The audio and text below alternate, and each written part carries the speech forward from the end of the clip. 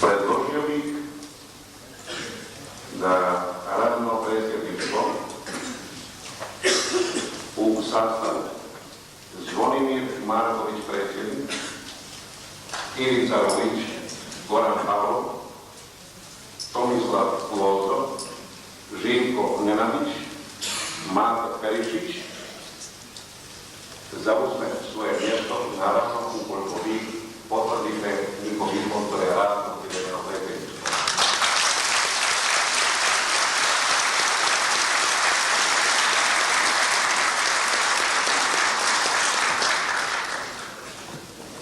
Mislim da je nepotrebno pitanje da potvrdimo i da to je malo potvrdimo.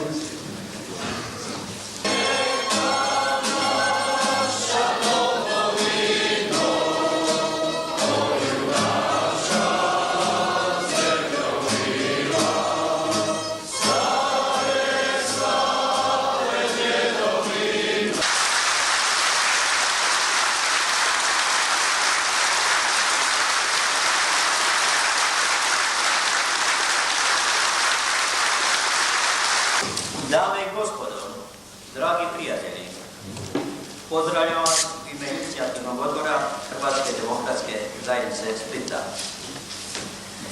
Posebno mi je čast i zadovoljstvo pozdraviti našeg predsjednika, doktora Franju Tuđmana, čija je posjeta skupa sa našim potpredsjednicima, akademikom profesorom doktorom Darkom Brozovićem, odvjetnikom Vladimirom Šeksom, uveličava ovaj naš časni skup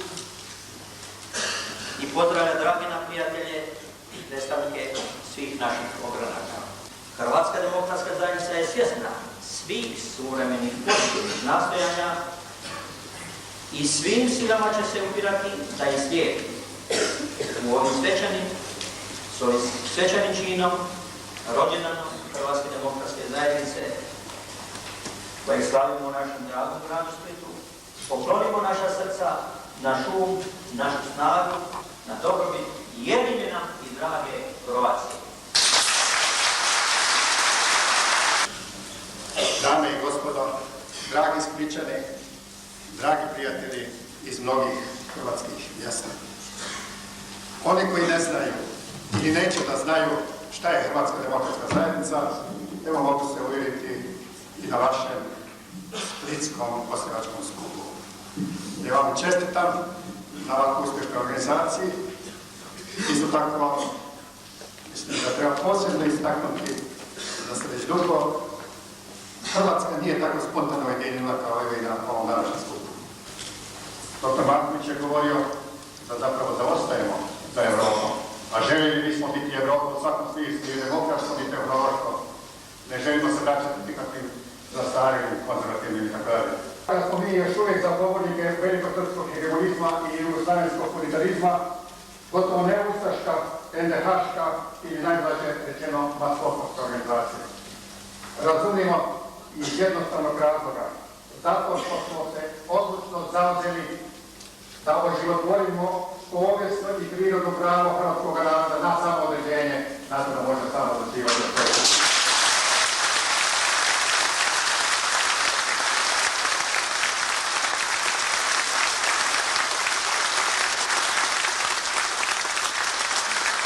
I s obzirom na tu činjenicu, na te velikosrpske ciljeve i na u inozemstvu objavljene karte, da se ide za stvaranjem Velike Srbije koja će obuhvatiti ne samo Baranju, Slavoniju, Bosnu i Hercegovinu, Dubrovnik, Dalmaciju i tako dalje, nego svoje zajedničke granice Velike Srbije sa Slovenijom.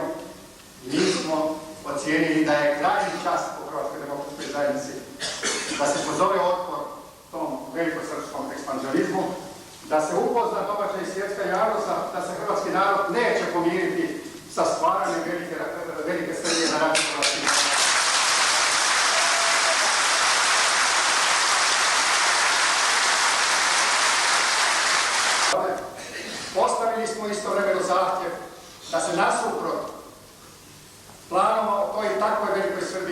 koja bi značila zapravo uništenje hrvatskog naroda, da se mora postaviti i pitanje i povijesti i prirodnih granica Hrvatske. A kad smo kazali povijesti i prirodne granice, onda razumije se, nismo mislili ni na četvorni metar tuđe teritorije. A kad nas čuvar poziva da se izjasnimo glede Bosne i Hercegovine, onda odgovaramo da smo mi problem povijesti i prirodnih granica postavili u odnosu na taj plan Velike Srbije, ali da isto tako polazimo i od toga da je i po sadašnjem ustavu Bosna i Hercegovina i nacionalna država hrvatskog naroda.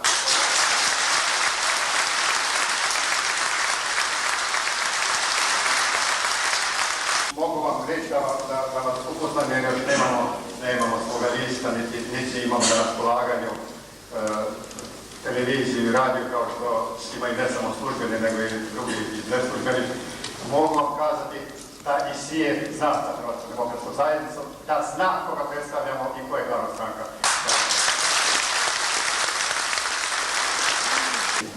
Zbog toga pregnimo još čvršće i složno na oživotvorenje naših programskih ciljeva, za poštivanje interesa čovjeka, za zajedništvo domovinske i iseljene Hrvatske, za slobodu i demokraciju, za suverena prava hrvatskog naroda da može sam odlučivati o svojoj sudbini.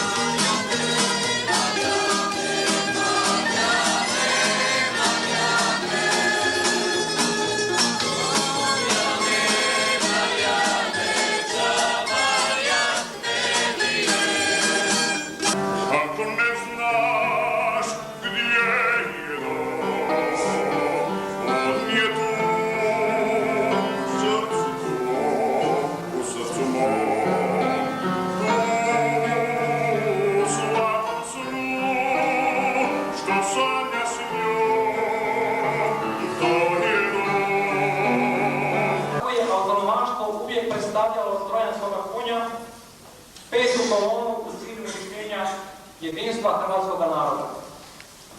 Od narođenih protuhrvatski recidivi autonomaštva poistovjećuju danas hrvatske nacionalne osjećaje sa šovinizmom, neprestano ucijenjujući svojim strahom za sudbinu Jugoslavije, zabrinuti za takozvano bratstvo jedinstvo, stalno izmišljaju šovinističke vještice. Svjedoci smo u bliskoj prošlosti, unazad 10 godina, o bezbrojnim krivičnim i prekršajnim osudama. Posebice ovdje u Splitu, posebice u Južnoj Hrvatskoj, posebice u Dalmaciji. I to žešće i lukavije i od austro-ugarskih i od talijanskih moćnika. Usprkos svemu tome, narod Južne Hrvatske, narod Dalmacije, nikada se nije odrekao svoga hrvatskog imena, nikada u cjelini nije osjećaj hrvatstva suprotstavljao osjećaju dalmatinstva ili obrnuto. Zašto je ove prosvjete?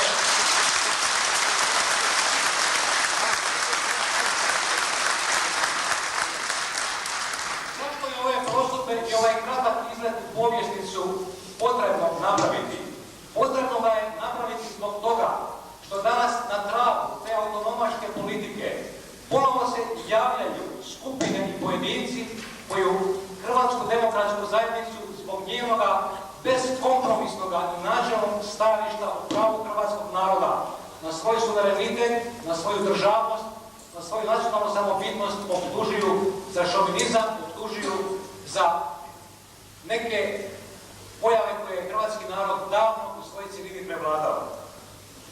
Ti pojedinci i te skupine koje treba imenovati punim imenom i prezimenom, kojima treba odgovoriti na javnoj sceni, kojima treba odgovoriti danas i ovdje, ponovo pokušavaju Hrvatsku demokratsku zajednicu kao političku organizaciju, kao politički pokret hrvatskog naroda, ali i drugih državljana Hrvatske, nastoje prikazati tendencijom. Pri tome se služe krupnim obmanama i neistinama, ne shvaćajući da je prošlo vrijeme kada su mogli optužiti, a da im se ne može odgovoriti.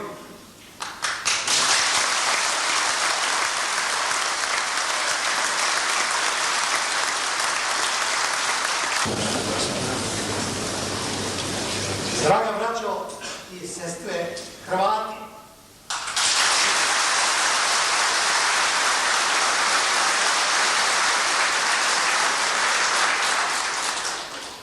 prošlo je dugo vremena kako mi Hrvati nijesmo smjeli govoriti u našoj zemlji istinu, jer su takozvani najbolji sinovi hrvatskog naroda zabranili hrvatskom narodu da se brani od jedne podmukle agresije i pljačke.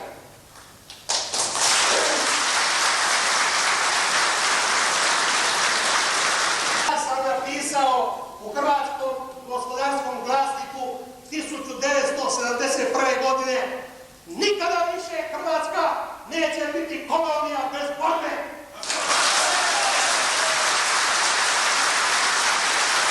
Oni kažu da smo mi borbeni, da smo mi sokolovi, da hoćemo borbu. Ne, mi se samo branimo.